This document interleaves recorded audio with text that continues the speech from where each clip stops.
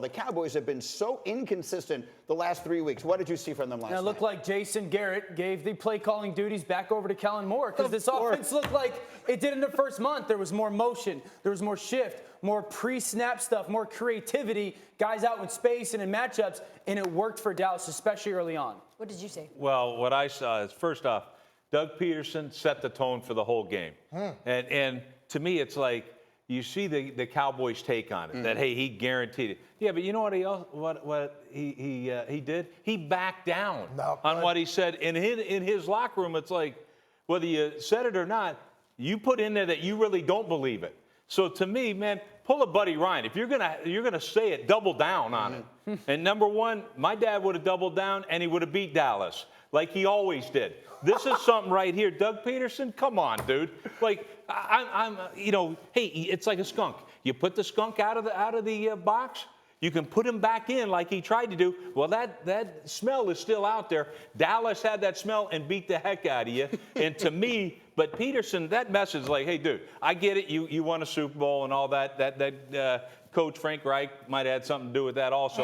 But you're a legend. I'm just telling you right now, man up. Philly wants you to sit back and say, I'm going to beat the hell out of Dallas and go out and do it. Right now, it's like, woo, now he whimpers away. Man, I lost some respect there. All right, so Rex is fired up. Pat, what did you see? Well, I think it's interesting with this Dallas Cowboy team. The inconsistency, like Dan alluded to, is something that is real. I posed a question on the internet, which, by the way, is not the best place to ask questions, but I asked, if Dak and Kellen continue to struggle, should you look elsewhere at the quarterback position? I was assaulted by Cowboys fans. They were completely insulted for me even asking about Dak Prescott not being the Dallas quarterback, because I think I got a chance to see it a little bit last night. High football IQ moves. He checked out of something and moved into something else to make their team look better.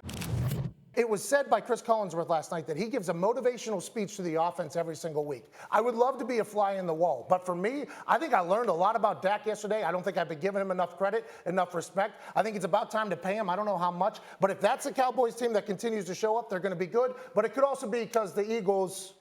Thank you. Maybe not. Maybe an overreaction. It's interesting because just to give you a sense, Pat McAfee on this show last week said the Cowboys would not win another game. Little overreaction. We go one way or the other on this. But here, maybe this is what we can reasonably say. A, they got some help last night, right? They got a bunch of short fields. They took advantage. But when they've got Cooper healthy and Zeke is going, it's a pretty good team. That offense is pretty good, and particularly when the left tackle is back on the field. When they've got their guys, that's a pretty good offense. Yeah, it's a good offense, and especially when they're allowed to do things they want. I mean, like, first down last night, they turned around and handed it off to Zeke 21 times.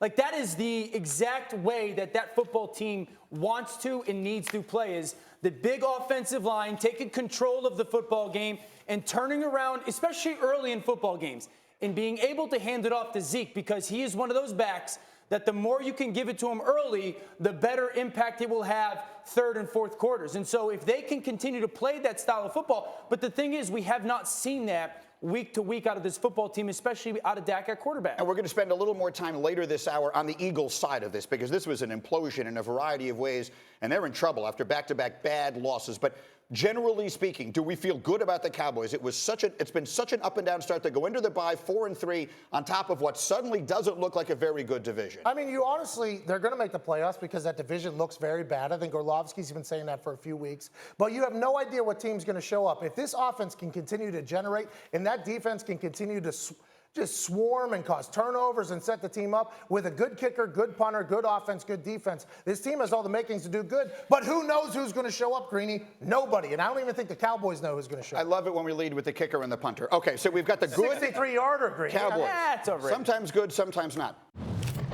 Everyone, thank you for watching ESPN on YouTube. For more sports, more analysis, download the ESPN app. And for live streaming sports and premium content, subscribe to ESPN+. We'll see you there.